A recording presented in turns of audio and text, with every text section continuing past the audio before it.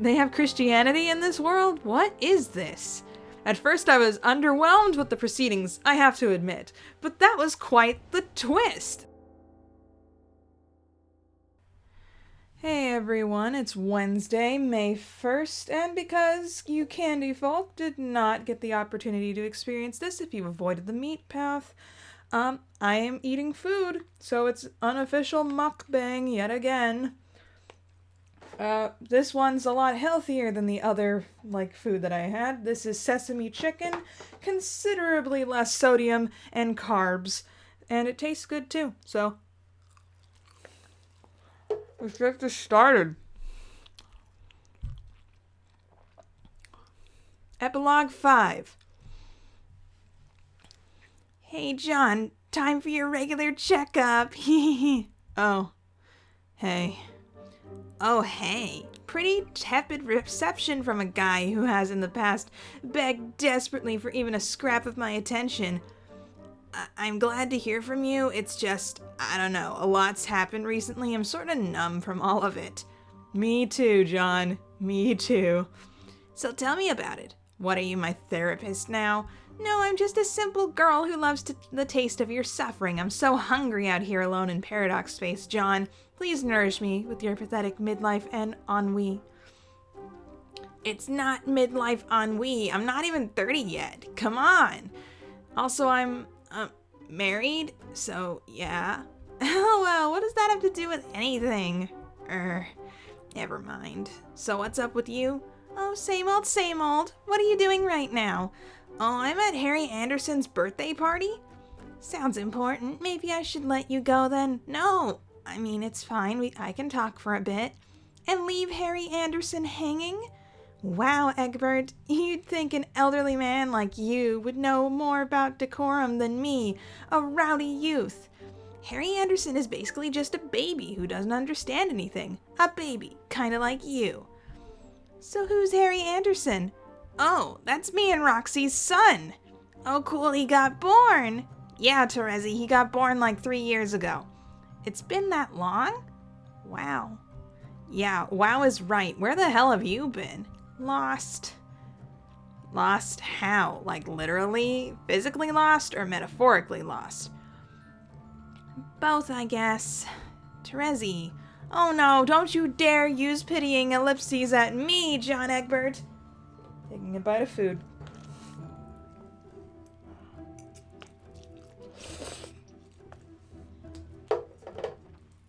Spaghetti. Anyway. Sorry, it's kind of hard not to, and every time you go, I have no idea if I'll ever talk to you again. Okay, you're obviously not in a place to talk right now. I didn't contact you because I wanted to deal with your weepy... I didn't contact you because I wanted to deal with your weepy separation anxiety about... How about I make this easy for you and just log off? No, please don't go. I'm sorry for being all human and weepy. I'm actually in a pretty okay place for once, I think. Calm down, I wasn't finished. Listen, I'll text you back in 5 minutes. That'll give you some time to emotionally process the harrowing experience of actually hearing from me again. Promise it'll only be 5 minutes? Why? Because I worry about you. I just don't want you to leave me hanging for another year, making me wonder if you're dead, please. Fine. I hereby solemnly swear upon the book of dumb needy losers that I will text you in exactly 5 minutes. Phew. Thank you. Okay, it's 5 minutes later. Okay. Food.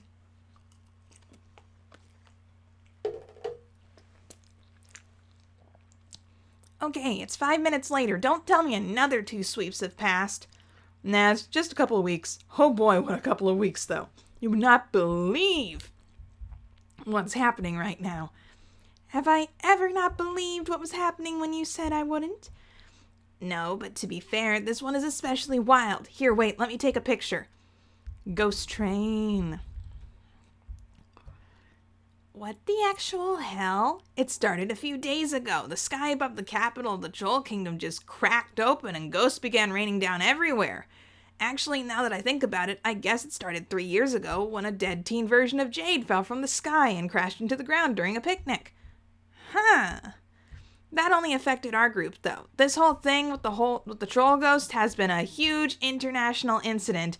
The political situation surrounding trolls was already tense enough without adding a gigantic population of immigrant ghost trolls to the mix. Wait, what happened? Well, because what we know about Alternian history, the government decided it was probably a bad idea to let trolls reproduce freely, especially considering how different our planet is from Alternia. I suppose that makes sense.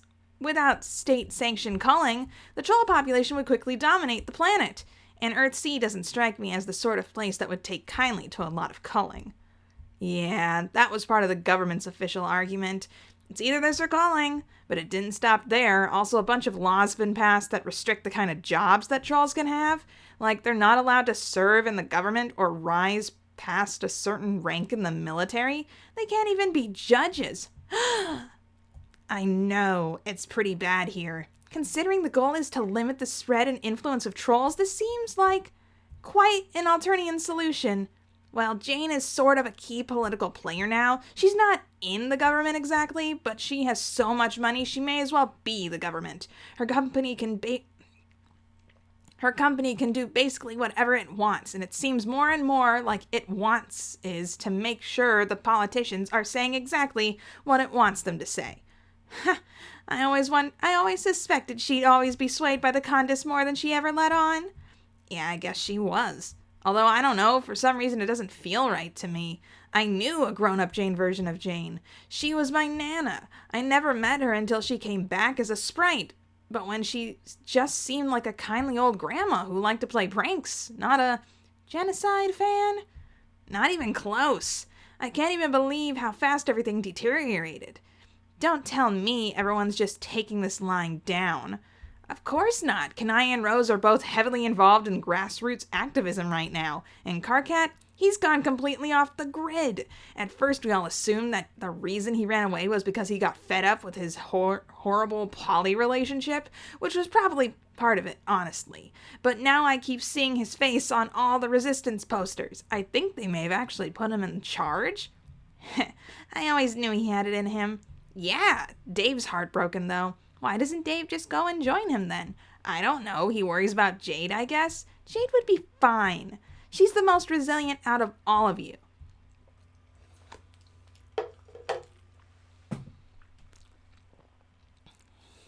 Okay. Sigh, you know how Dave is. Yeah, loyal to a fault. Yeah, oh my gosh, holy crap, hang on, I gotta take another picture. BP&J. What the hell is this? Don't type your laughs at me after tricking me into looking at this abomination. Thought you might find it interesting. Why would I ever want to see Gamzee making out with Tavros again? Again? Disgusting. In public and everything. Oh, it's always in public. This is how Gamzee helps people have their redemption arcs. By making out with them? Well, not always. Sometimes he just has them make out with each other. Usually he just feeds them milk out of that stupid baby bottle he keeps with him at all times. I think it's supposed to be like some completely idiotic form of baptism he made up. Anyway, speaking of Tavros, what do you think about the morality of kidnapping someone if they're really unhappy and possibly also being abused? What? Okay, so if you kidnap someone in the situation you're kidnapping into is a way better than when you kidnap them out of, that's not morally wrong, right? John, are you trying to get me all flustered with such a highly illegal sweet talk? No. Are you flustered? I might be if I thought you would actually break the law. Hey, I could totally do it. I'll believe it when I smell it. Okay, I'm guess I'm gonna do it then. Sure, I'm gonna totally do it. Next time we talk, it'll be me telling you all about my successful and highly illegal kidnapping venture. Whatever you say. Anyway, nice huddle, Egbert, but I have to go. Wait. What? You're going already? You barely said anything. You just listened to me ramble on about Earthsea's problems. Isn't that how these conversations usually go? Yeah, I guess it is. But it doesn't have to be like that, you know? So, what's going on with you? Did it occur to you that maybe the reason I called you is because I want a brief reprieve from what's going on with me? Oh, yeah, that makes sense. I just don't want you to feel like you're like my psychiatrist or whatever. That's cute. Don't worry about me, John.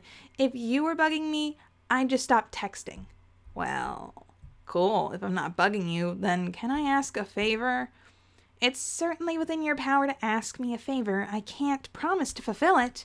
Now I feel even dumber for what I'm about to ask. I don't know if I even want to do it now. Out with it, Egbert. Fine, I'll do it. Whatever it is, just so this case of maddening nerd boy just so you cease this maddening nerd boy insecurity. Okay. Can you take a selfie? What? And send it to me? Oh my gosh, I probably sound so creepy right now. Yeah, you do, John. Hey, don't laugh. Look, it's just that after all the things we've talked about over the years, you're pretty important to me, Terezi, and with everything getting so weird, I've just been getting scared lately. So in case things go terrible over here or things go to terrible wherever you are, I just want to make sure I have something to remember you by. Oh. So will you do it? Terezi doesn't answer, which is what John was expecting. He frowns and pockets his phone, blinking at the sudden brightness above him. The sky is ripped open in a dozen places, spilling ghosts and razor shards of unreality. John shields his face against the neon glare and scans the park for his family. Roxy and Calliope usually come to listen to Gamzee preach, and John's long since grown tired of trying to talk them out of it. The best he can do at this point is tag along to make sure that young Harry Anderson isn't hearing all this utter nonsense without the tempering influence of his skeptical father. It's the responsible adult thing to do. Okay, then. More food.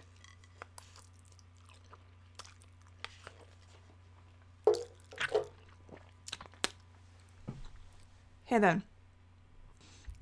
Well, it would be the responsible adult thing to do if John were actually doing it. Instead, he just spent the last 10 minutes surreptitiously texting Terezi under the helm of his suit jacket. Now he's lost track of his wife, his son, and his wife's sorta also ex-girlfriend in the enraptured throng of all these brainless clown worshippers. The crowd is mostly ghosts, but there's a substantial number of Carapacian and human citizens out here tonight as well, straining to get a look at the newly redeemed acolytes. John's eye wanders towards the center of the crowd's focus. Looks like a conversion's taking place right now. Now we welcome into the dope arms of Mother Redemption this lowly penitent who's all kinds of sorry about his past deeds. Eridan! Oh no!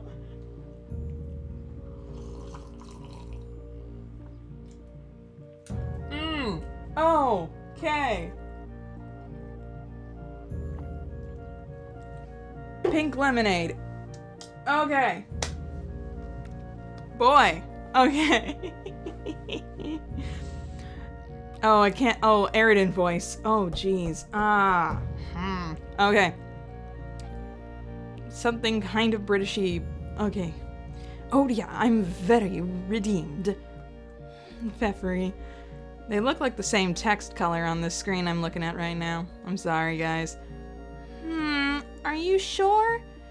Pfeff, you don't... No, Pfeff, you don't believe me? Well, what? I can't do an Eridan voice. I can't do it. It's too hard. Okay.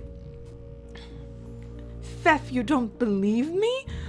What do I have to do? Crawl on the ground at your feet? Snorting and snuffling at your shoes like a mushroom-sniffing pork fiend? Sizing up all those covetous sweaty delicacies stuffed within like a couple of premium shrimp loaves, garnished with 10 exquisite pygmy soiree wieners? I'm a worm, Pfeff. I'm the lowest of the worst. Okay, if that's really how you feel, I guess I can accept your apology. Nice. Now this is what I'm talking about. All this forgiveness and stuff up in this mother trucking house. After all, what's a little murder between moirails? I guess that's true. It happens to the best of us. You both are so close to the redemption now. First, a little righteous splash of the nana nectar to cleanse that dankness from your souls. Gamzee takes out a baby bottle and flicks it, covering them both with a little drops of milk, as the clergy does with holy water. He then takes a swig from the bottle himself before returning it to his codpiece. Now, kiss. Now kiss. Gamzee, you calm the heck down. The Fefri fans and the Eridan apologists are not going to accept this. There will be war. War, I say. Finally! Pucker up, Fef, and plant one on me. You gotta, it's the rules. The mother chucker's right. To be all critical with your redemption, to kiss and make up. If it's for redemption, then very well. Oh yeah. Rub-a-dub-dub, here, give me a glove. All my Eridan respect is currently swimming in the void right now. John makes a disgusted face as Gamzee grabs the two trolls by a horn each and smashes their face together. One of them looks extremely into it. The other, not so much. John would have been transfixed by the spectacle for longer if his phone didn't start buzzing in his pocket again. He fumbles out of his coat and checks. Here, JPEG. He looks and presses accept, embarrassed to realize how fast his heart is beating. Before he can look at the photo, a familiar voice breaks through the din of the crowd. Yo, John, over here, hun. John puts his phone away quickly. Roxy's holding Harry Anderson up on her shoulder. John can see his son's face grinning and bright-eyed, bobbing above the crowd. He returns the smile and starts to make his way towards his wife. Just then, a dark shadow passes over the park. The crowd falls silent as they raise their heads to watch a drone ship pass by overhead. Its design is insect-like, splitting into many jagged branches, each decked out with weapons and cameras. It's completely silent and encased in armor with a bright red finish, smooth and seamless, often cited by Jane as the crown jewel of Crocker Corp's various military contracts with the government. John reunites with his family and takes Harry Anderson from Roxy. The toddler buries his face in John's chest to escape the horrible sight crawling across the sky above them. Calliope clasps her hands together and stares at the ship with a terse expression. It's getting less and less unusual to see those in the Troll Kingdom, isn't it? Yeah, I can't help but think the government's getting ready for something big. LMAO, you worry too much. Janie's got her head on straight. She'll show you yet. Oh, let's not talk about this right now. Yeah, you're right. It's getting late anyway. We should head home. See you next week, Callie? Oh, yes. Always, Roxy. That night, after he and Roxy put Harry Anderson to bed and Roxy retires to their room for the evening, John goes to his office and prints out the picture of Terezi. He doesn't have any nice photo paper to put it on, so it comes out too dark and the colors all smeared. He scrubs the printer history settings when he's finished. Then, when his anxiety is assuaged, he flops down on the spinny chair at the center of the room and studies the picture. Terezi doesn't look that much different from how he remembers her. A little more worn, maybe, thinner and older, more tired, but it's her. She's smiling and holding up her hand in a cheeky wave that suggests neither a greeting or a farewell. The light from the phone screen is reflected in her glasses. John can't see her eyes. He folds the picture into quarters and slips it into his wallet behind Harry Anderson's baby photo. Then he turns off the light and goes to bed. Drama! So much drama. This is getting insane. Okay. Honey, you ready to go? Yeah, sweetheart, give me a second. John finishes fixing his tie in the bedroom mirror, taking a moment to check the hallway door and in the reflection. Roxy hasn't come looking for him, which is good because he's still got a few things to prepare, and he'd rather she didn't see the items he's about to pull out of their closet. He hasn't told his wife what he's planning because he doesn't want to be talked out of it. Typically, he rankles at the prospect of spending time with Jane and her family, so Roxy was surprised when he agreed to hold Harry Anderson's 5th birthday party at Jane's mansion. But she didn't question him about it. In fact, all she did was tip her head at him and blink a few times, her long eyelashes catching the light, making her eyes look like mirrors. It was disconcerting for reasons that he couldn't put his finger on. It's not like Roxy has ever been argumentative exactly. He just seems to remember someone from his youth who was so much more contrarian in spirit to this person he's married to now. Back when they were dating, John thought she was acting a little off. Not quite in a bad way, but perhaps a little too in love. Too fast. At least she still seemed like herself most of the time, but since the wedding, every year that goes by, she seems to become just a little more conciliatory, not just towards him, but towards life in general. She indulges Harry Anderson liberally and almost thoughtlessly. She doesn't care that her best friend is slowly turning into an executive overseeing the corporate arm of the puppet of the ruthless dictatorship. She still thinks Gamzee is being sincere about all his redemption stuff, even though he's been casting an increasingly dark and hungry shadow behind Jane, a malicious royal vizier to her burgeoning imperial persona. John's been frustrated with it in a quiet, guilty way because he loves his wife, and even more than that, he loves their son. When he doesn't think too hard about all this stuff, it seems perfect. But sometimes John can't help but lie awake at night staring in the dark ceiling until he loses his grip on the perfect life entirely. He starts to fear that if he closes his eyes, he might open them to discover it was all an illusion. Harry Anderson, Earthsea, Lord English's alleged defeat, or maybe stretching even further back than that. The trolls, the game, everything important and exciting that's ever happened to him. Was it all a lie? Like some big prank? No, at least some of it had to be real. Dave, Jade, and Rose are real. Their friendship is real. At least it used to feel that way. He needs to believe it still is. And what about Terezi? She's real too, and John's got that picture to prove it, burning a hole in his wallet.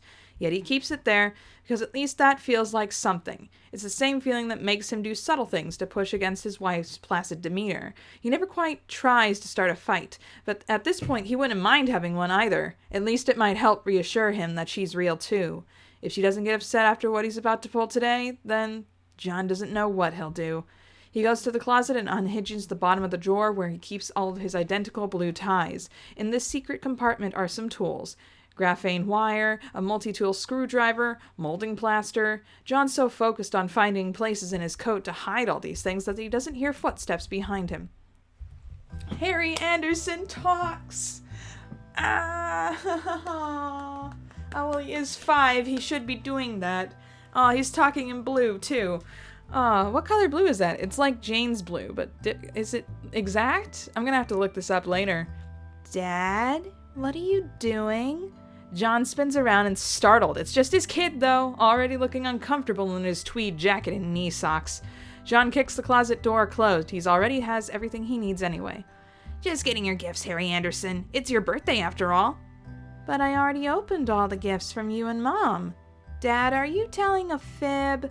John ruffles his son's hair and shoots him one of his patented Egbertian winks. He decides then and there that a good father wouldn't need to keep any secrets from his son. No, a good dad will always let his son in on the joke, no matter how much trouble he might get. He might be about to get himself in. Harry Anderson, don't tell your mother this, but we're getting a new addition to the family today.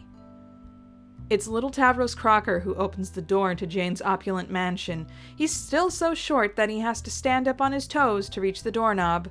He stares up at his visitors with a serious expression, the prescription on his spectacles distorting the size of his pupils so that they look big, wet, depressing sinkholes. John's heart retches at the sight of him. He's so young, but he always looks so somber and sad. Oh, purple text. Sadness. And he says in an English accent, "Oh, hello, folks. You're a mite early, don't you think?"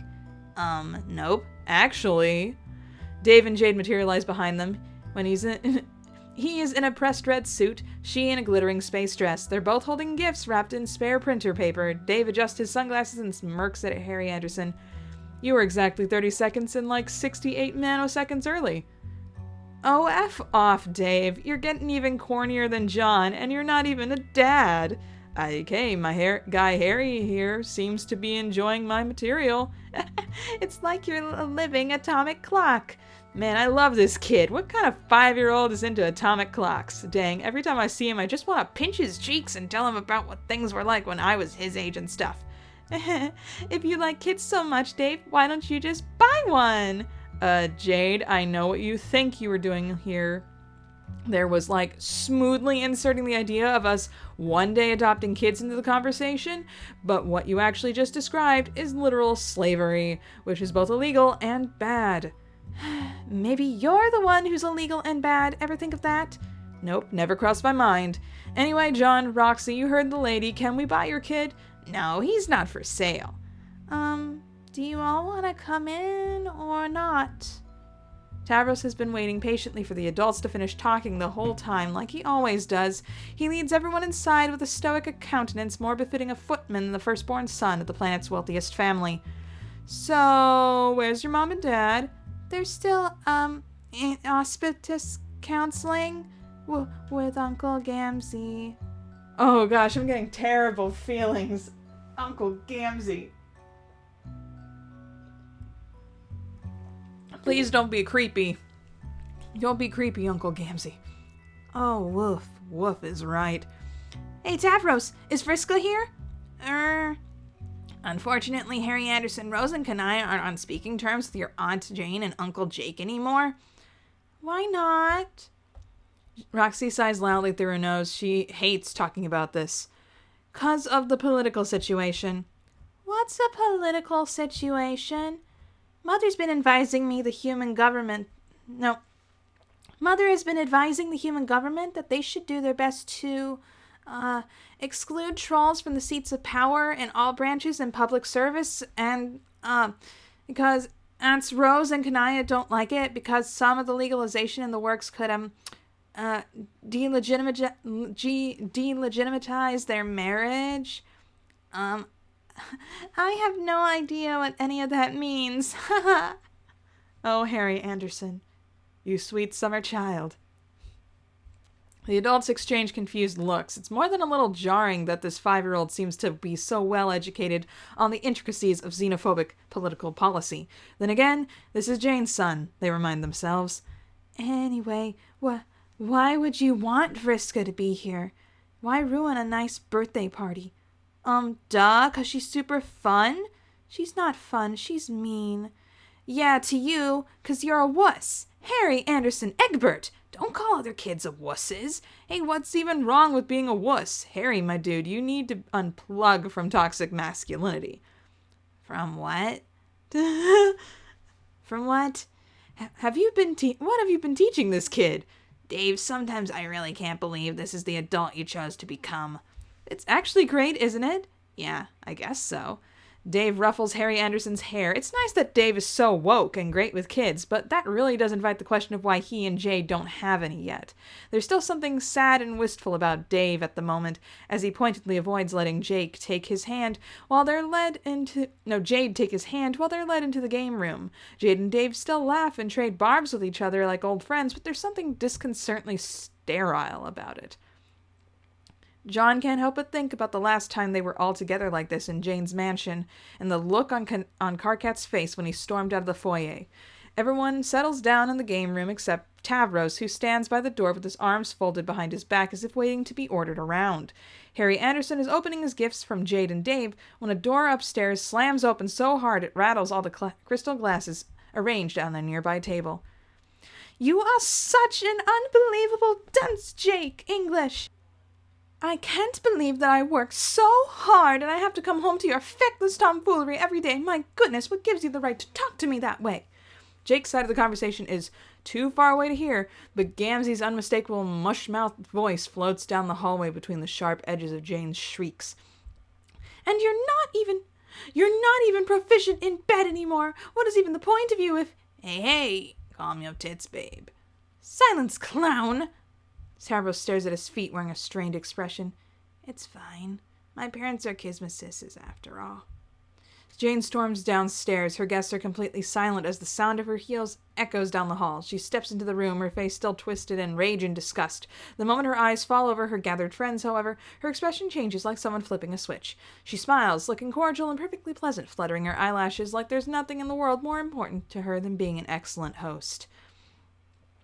Oh, hello everyone! I'm sorry that I was not able to greet you in the door. I had some pre-appointed business to attend to. I trust that Tavros led you all inside without trouble? Yes, ma'am. Good boy. Jane pats him on the head as she goes by, patronizingly like you'd pet a dog. Or Gamzee. Harry Anderson, my dear. Auntie Jane. Jane swoops down to her knees and throws her arms open. Harry Anderson bolts across the room and throws himself into her ample chest, nuzzling into her cheek as she laughs and ruffles his hair fondly. John turns his head aside so that no one can see the queasy face he's making. Jane is, unfortunately, Harry Anderson's favorite aunt. She gained his affection the same way she gains everyone's affection. She bought it. Look at you! You've gotten so big and strong since I last saw you. I grew a whole 3 inches. Yes, I can see that. You're going to be quite the strapping young man before we know it. Since it's your first milestone birthday, I've instructed my staff that you are to be spoiled like a little prince today. Right now, they're finishing off your cake. It's a recipe I invented just for you. Gosh! And I've got all your presents all wrapped up, too.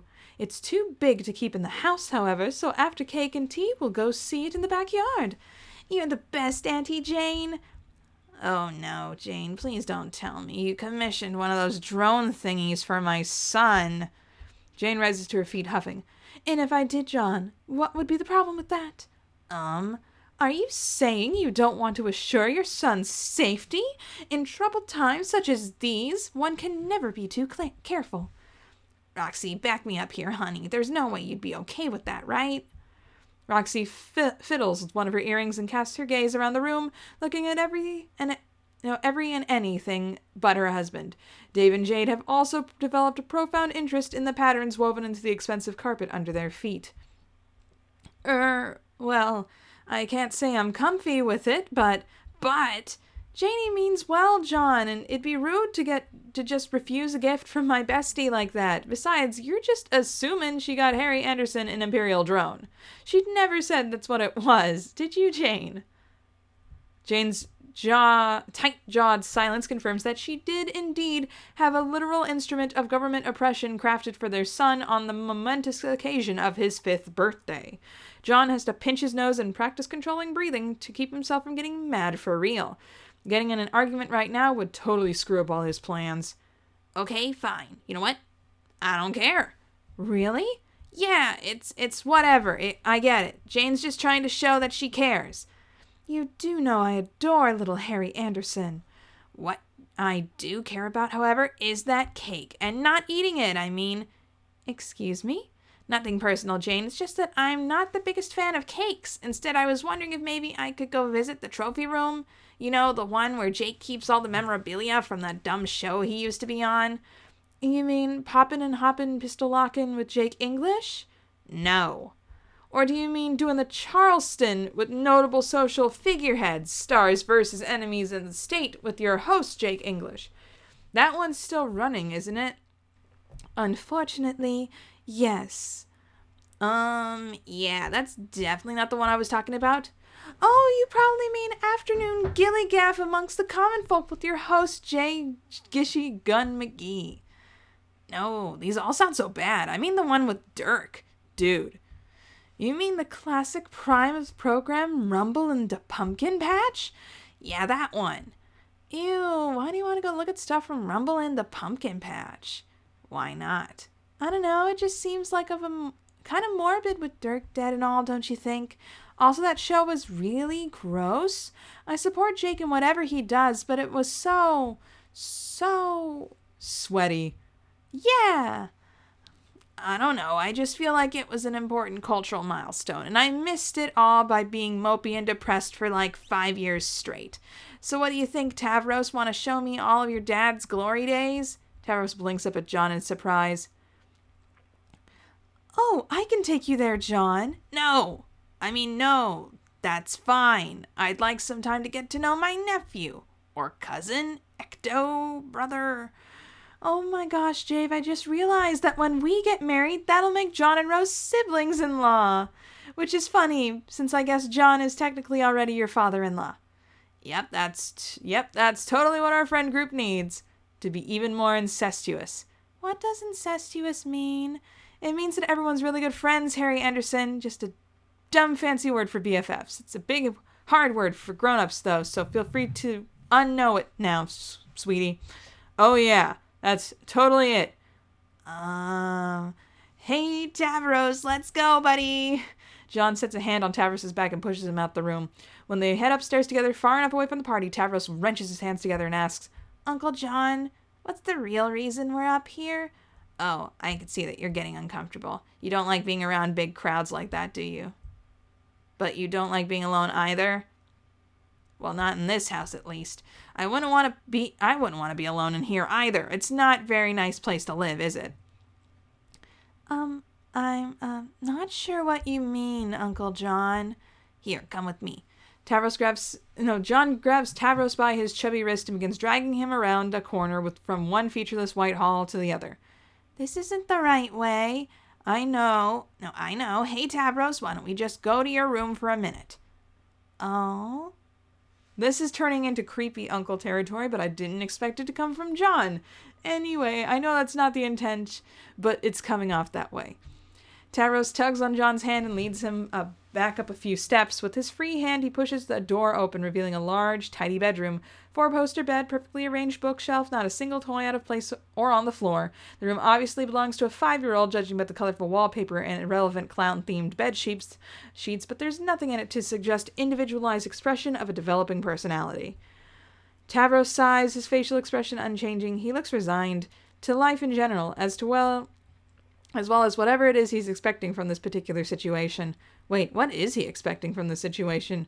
Having been led to a secluded part of the house by an adult, what has he been taught to expect?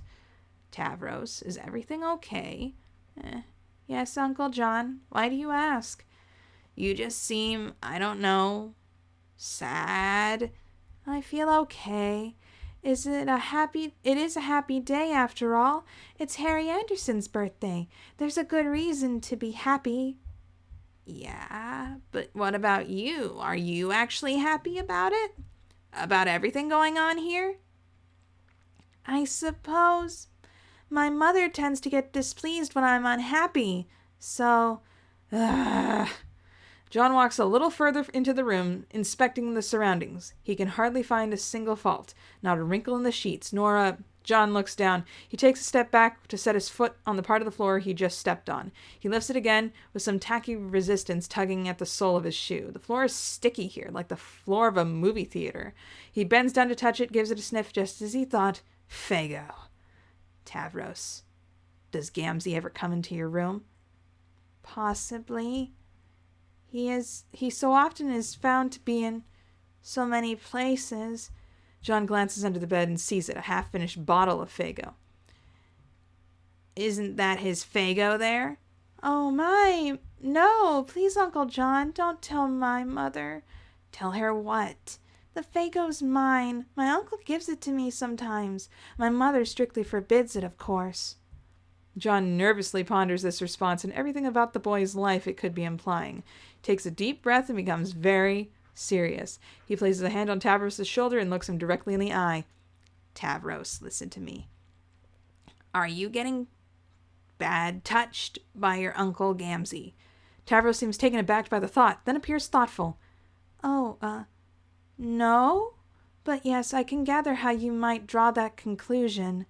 You can? Why? It just seems like the thing that would eventually happen to me, does it not?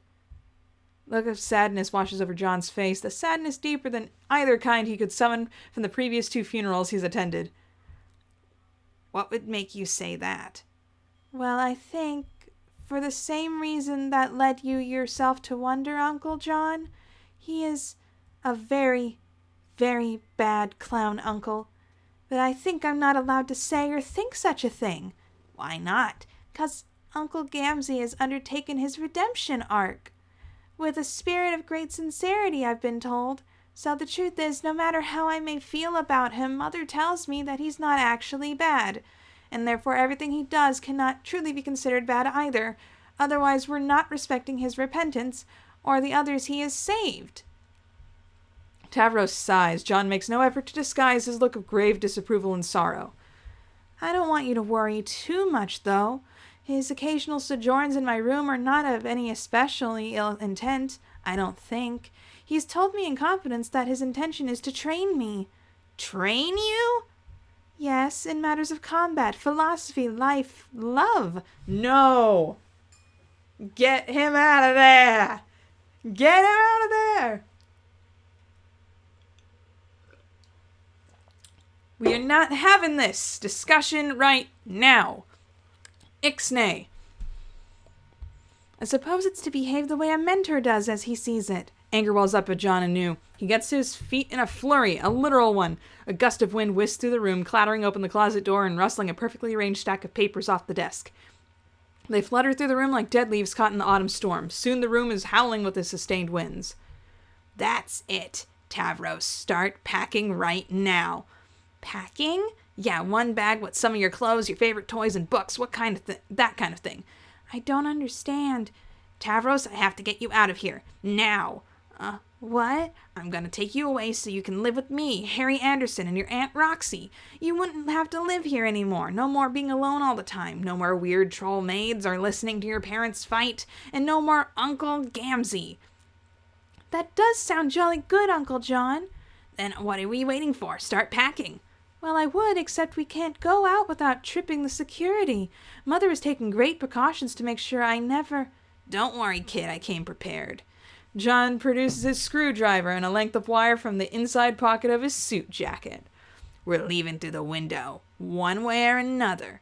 Tavros takes a sharp breath before spinning on his heel and stumbling towards his closet. John catches the ghost of a smile on his face before he turns, and that's all it takes to turn the pounding of his heart from terrified to thrilled.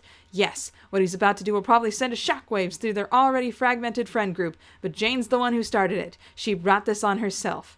John opening the window, using all the tricks he's memorized from tutorials on the deep web to bypass the security bolt. He whistles to himself, thinking about how happy Tavros is going to be with him, Roxy, and Harry Anderson.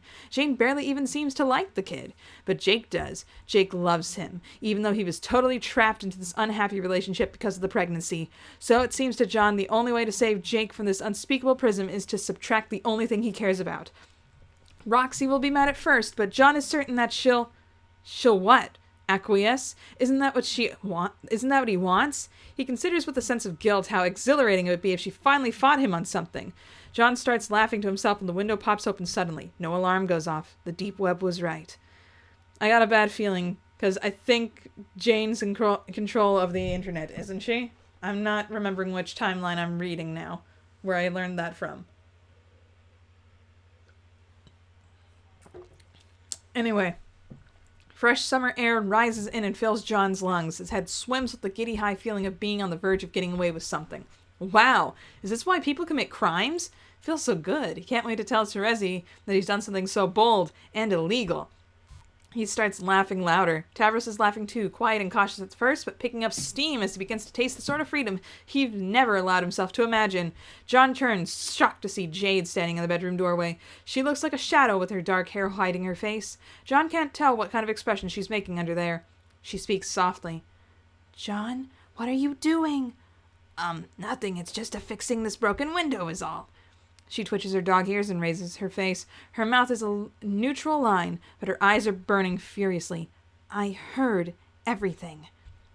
The two of them stare at each other for a long time. John isn't sure how he's supposed to read this moment.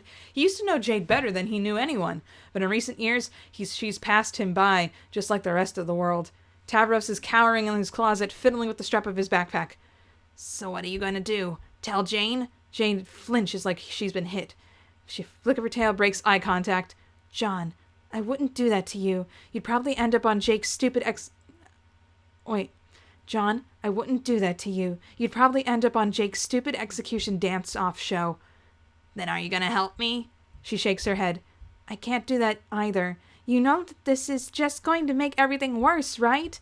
Jade, I don't know where you've been these past few years, but I don't think things can get any worse. I mean, even today, Jane was up here hollering at Jake about how his stuff doesn't work right when she knew we were all waiting for them downstairs. I know, but all you're going to do by kidnapping him is anger everyone. Excuse me, my dearest aunt, but is it kidnapping if I badly would like to go? See? I understand where you're coming from, but I don't think you've actually thought this through. Yes, I have. I've been planning it for years. I know that I've been pretty flaky in the past, but this is really important. I know what I'm doing. Jade sighs in frustration and pushes back her bangs. John, Jane is one of the most powerful people on the entire planet. Do you really think you can keep him away from her if she wants to get him back? I'm sorry, but you just don't know them like I do. If you know them so well, Jade, then you know why I have to do this. I'm on your side here. I know that Jane hasn't been the best parent, but stealing someone's child? There has to be another way. A gust of wind blasts through the window and blows back Jade's hair, leaving it all mussed over her shoulders. John points at her. If there was another way, we would have found it by now. But there isn't one, because everyone's been all brainwashed by marriage or whatever the hell happened the last few years that made things be this way. It's like everyone just talks past each other all the time. John, I'm the only one who ever seems to realize that something is wrong. I would be really chuffed if the two of you, even you, Jade, you're not even listening to me right now, would stop quarreling and listen to me for a spell. That's why Karkat left, because you didn't listen to him, just like you don't listen to Dave. What the hell, John? This isn't about me and Dave. Yes, it is. I mean, not directly, but cosmically, yes, it is. Cosmically? You knew that Dave and Karkat were in love with each other, but you went ahead and totally messed with their relationship anyway. What? Jade, don't pretend you have no idea what happened. I can't believe. John, that's such a low blow. You don't know the first thing about me and Dave's relationship.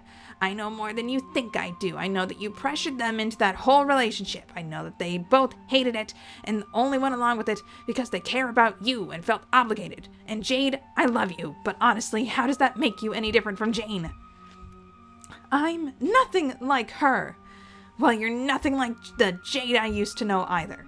The wind of the room picks up, it skates against the walls, dislodges books from the shelf, gets under the bed sheets, and balloons them off the mattress.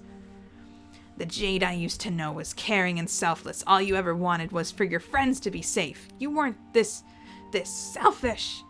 Oh, is that what this is about, John? You don't like it now that I'm not some hapless princess in a tower anymore? You don't like that I'm doing these things for myself now? What the heck are you even talking about? Seriously, Jade, I don't even know who you are anymore. Well, I can certainly say the same for you right now. Aunt Jade, Uncle John, you should really, John and Jade stop. There's another shadow cast in the doorway, a much darker one. Excuse me, she says in a sugar-sweet voice. But what the hell is going on in here? Oh no. Aha, Jane! We were just hollering at each other so loudly that everyone in the darn house can hear you. Oh, like you're one to talk. John, I know that we've not been as close in recent years as we were in the past, but I would like to think that at the very least our familial relationship would make it so that you felt that you could talk to me face to face if you think that my method of parenting is insufficient. Are you sure? Do you really want to know what I think? Oh no. Please, John, illuminate me. A lash of wind whips through the window to the door and down the hall in time to meet the rest of the partygoers, now including Jake Crocker himself. They all come upstairs to investigate the noise. Tavros flinches when a book slams against the closet door 2 inches from his face. What's going on? Oh, crap. I don't know, Jane. I feel like if I really speak my mind here, it might be dangerous. How do I know you won't have the secret police come and arrest me in the night?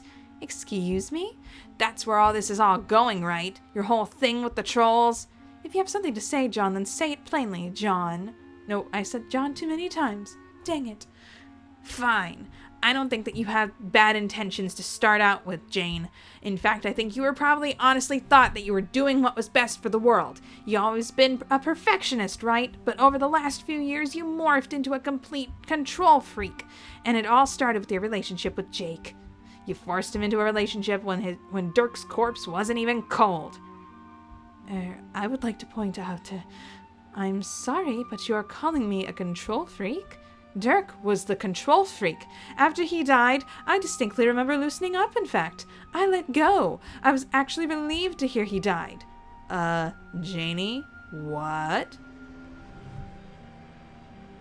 Dang, helicopters. Okay, that was a misleading statement. What I really mean was... Jane, you're missing the point. That Jane and I were involved in a romantic dalliance at the time of his death. Dirk is dead. This isn't about him anymore. You're the one that's cheering the government along with the marches towards genocide. John, I hardly think you're qualified to opine on the nuances in the current political situation. Thank you very much. Ha! Is that how you talk to your husband, too? He's actually at the moment my kismesis, and if Jake didn't want any of this, he shouldn't have knocked me up. Hello, Japs, I'm right here. Oh yeah, like that was such an accident. Can you honestly say that he wanted any of this? The wind rises with the pitch of John's yelling, turning Tavros' bedroom into a miniature tempest. The gale upends the bookshelf, snaps open the toy box, and sends all the debris spinning in every direction, smashing against the walls and bedposts. John doesn't seem to notice, encased in his own cyclonic armor. Oh my gosh, I'm so sick of all this domestic relationship stuff every day. Can we talk about something else for once? Yeah, Dave, I'm sick of it too. That's my point. Okay, then John, can you just stop all the windy stuff at least? No, I can't. I can't stop because I'm not the problem. Are you saying I'm the problem? That's extremely reductive. Oh yeah, there are lots of problems, but I've got to say, Jane, you kind of are the problem. A lot of this evil garbage revolves around you. You're the only one selling You're the one always selling everybody on Gamzee's redemption arc, which is total bull. Putting him on billboards and organizing redemption rallies and John, the people need something to believe in. If we were to live in an organized society, you simply wouldn't understand. And letting him sleep in your and Jake's bed and feeding him that weird milk all the time. Hey, my relationship with my loyal hospitus is none of your business, let alone who it is I decide to share a bed with. Isn't it? You sure go out of your way to shove it in everyone's face. John, that is uncalled for. It's bull, Jane. It's all bull. The wind surges again. The windows bang open so hard that it smashes against the pane, sending shards of glass whipping through the storm. Everyone cowers from the rain of sharp projectiles. John catches what he's doing when he sees how terrified the kids look. He shuts his eyes and digs his fingernails into his palms, doing everything in his power to calm himself down. When he opens his eyes again, the room is completely destroyed. Tavros is all the way in his closet, clinging white-knuckled to the edge of the door. Everyone else is clustered around the doorway. Jade stares at John with a dark expression. After a beat of silence, Harry Anderson starts crying. I. Roxy won't meet his eyes. Dave won't either. John turns to Tavros, opens his mouth to apologize, but the kid just ducks deeper into the closet, trembling. I'm sorry. No one wants to hear it, John. John staggers back a few steps towards the broken window. His vision is blurring beneath a pool of angry tears that he just can't hold back anymore. He wipes his face with both hands, all sloppy and clumsily the way he used to cry when he was a kid. He doesn't open his eyes again until he's jumped through the open window. The sky outside is dark. He flies higher and higher, high enough that the air starts to get thin and chilly. Up here, the human kingdom looks so small. He can see the sun setting over the curvature of the earth, a brilliant arc of orange and red. It's like looking down a little toy city, a ship in a bottle. That's what the world feels like now, a tiny fake model planet living inside a bubble. Look too hard and the illusion cracks around the edges, like the black hole in John's anime dreams. There's a trembling in his hands that he hasn't felt in years. He looks up at the glimmering stratosphere and imagines piercing through it. Would that pop the bubble, he wonders? Or would he go on hurtling through space forever? He's contemplating that, just flying up as far as he can, until he flies into the sun or stops existing or whatever, until he realizes that his phone is buzzing in his pocket. He takes it out, almost drops it because of how cold his hands are. His breath is frosting in the air as he looks at the screen. The color of the text sends a jolt through his blood. With shaking fingers, he answers the text. John, are you there? I really need to talk to someone right now. Yeah, me too. Jeez. Just jeez. What the heck? Hey there. Consider becoming a patron, just like the phenomenal Gerald Thomas and Bleed Red.